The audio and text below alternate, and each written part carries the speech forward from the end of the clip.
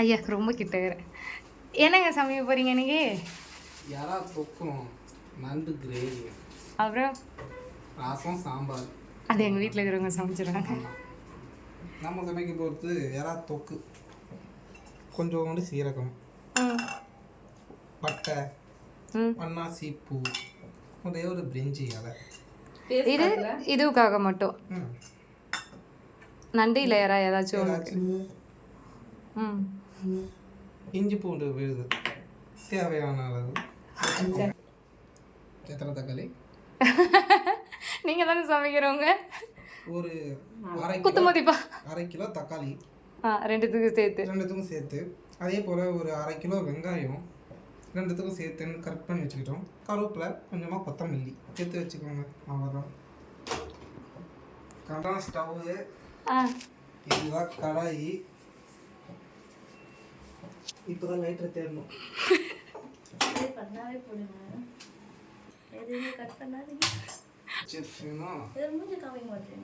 பெரிய மாமியார் அவங்களுக்கு ஹெல்ப் பண்ணதான் இவங்க வந்திருக்காங்க.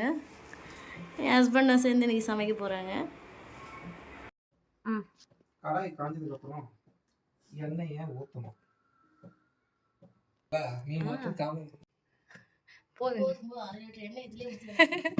ஓகே,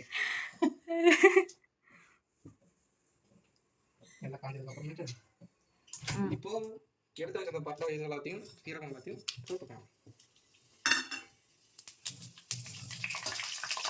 கருவேப்பிலை எடுத்து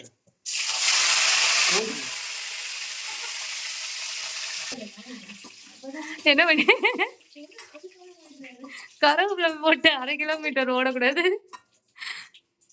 வெங்காயம்,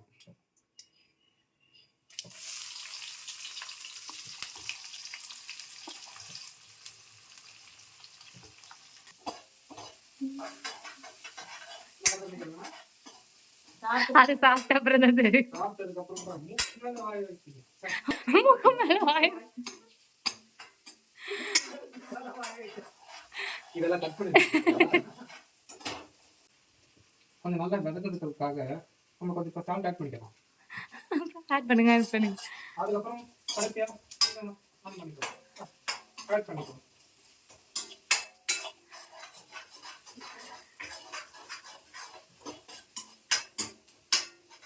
இதனால நல்லா பேசணும்.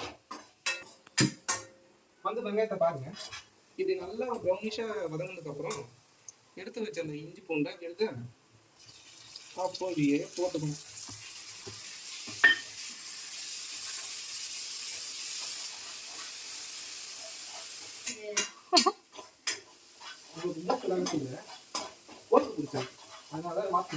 போய் டாக்டர் பாருங்க.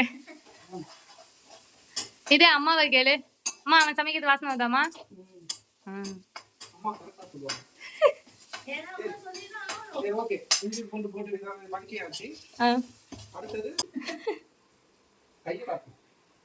காட்டுறேங்க கையை தாங்க. நான் மொத்தமாவே உங்களை காட்டுறேங்க. தக்காளியை போட்டு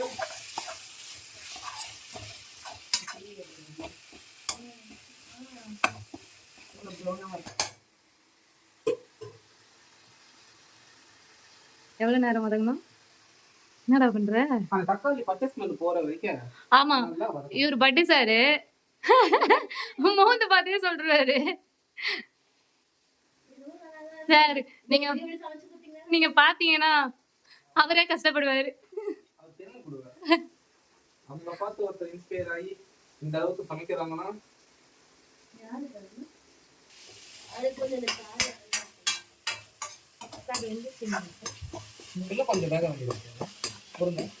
இன்னும் கொஞ்சம் வேகணும். அப்படியே இவரை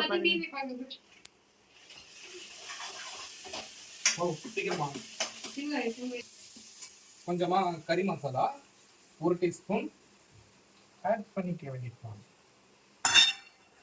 1 டீஸ்பூன் மஞ்சள் தூள்,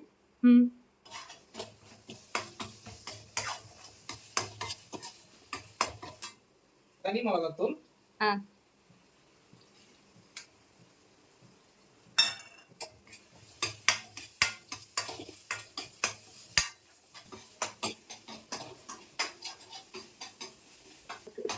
அப்புறம் ம் இது என்ன சொல்லலாம், வீட்டு மிளகாத்தூள் தான். வீட்டு மிளகாத்தூள். அப்ப இதுக்கு முன்னாடி பார்த்தீங்கன்னா காட்டு மிளகாத்தூள் கேட்பீங்க. காரம் அதிகமாக சாப்பிடுவீங்கன்னா கூட 2 பச்சை மிளகாய் ஆட் பண்ணிக்கோங்க. எங்களுக்கு நாங்கள் ஆட் பண்ணல, ஏன்னா நாங்கள் லிமிட்டாக லைட்டாக தான் சாப்பிடுவோம். ஸோ அதனால பச்சை மிளகாய் நாங்கள் போடல. வேணும்னா நீங்கள் போட்டுக்கோங்க. நல்லா வதக்கினதுக்கப்புறமேட்டு தெரிஞ்ச அளவுக்கு வேற அளவுக்கு வதக்கணும். அது எனக்கு எப்படி இருக்குன்னு தெரியாது, நான் கேட்டு சொல்கிறேன்.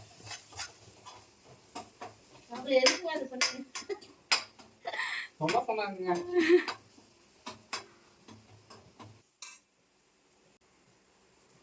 ஆல்ரெடி வெங்காயம் வதங்குறப்போ கொஞ்சம் உப்பு போட்டுருக்கோம். ஸோ அதனால இப்போ ஒரு 1/2 ஸ்பூன் உப்பு போட்டுக்கிறோம் தேவையானதுக்கு.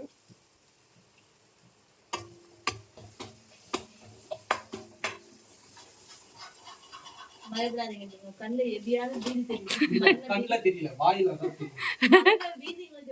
அதே மாதிரி என் கண்ணுக்கும் தெரியுது. ஏன் எப்படி வருவோம்? இதெல்லாம் தெரியும். டிஆர்டி எப்படி இருந்தாலும் சொல்லணும். சரிங்களா? ஓகே, இந்த மாதிரி எண்ணெய் பிரிஞ்சு வர அளவுக்கு நம்ம கொஞ்சம் தவாலையும் வைக்க வேணும். அதுக்கப்புறமேட்டு நம்ம கழுவி வச்ச இறாவை ஆட் பண்ணி தண்ணி இல்லாம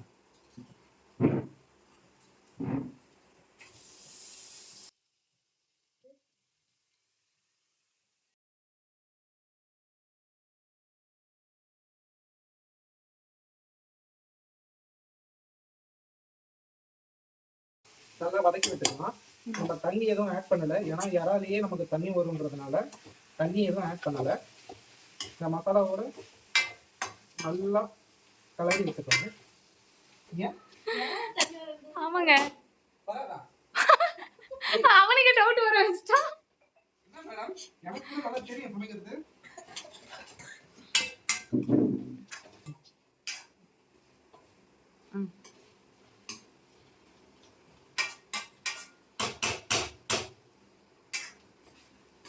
நல்லா வதக்கினதுக்கு அப்புறமேட்டு கொஞ்சம் க்ளோஸ் பண்ணிக்கலாம். வெயிட் பண்ணுங்க. எவ்வளோ நேரம்? 5 minutes. ஓகே, 5 நிமிஷம் கழிச்சு பார்ப்போம். அப்போ 5 minutes நல்லா வேக விட்டாச்சு. ஸோ ஓப்பன் பண்ணி பார்க்கலாம்.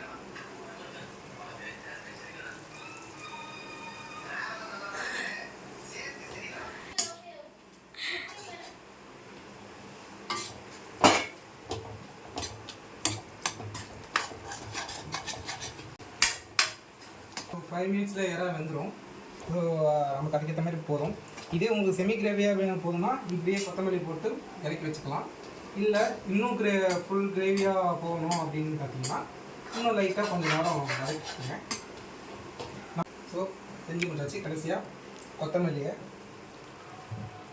தூவி விட்டுக்கலாம். ஸோ சுவையான இறா தொக்கு ரெடி.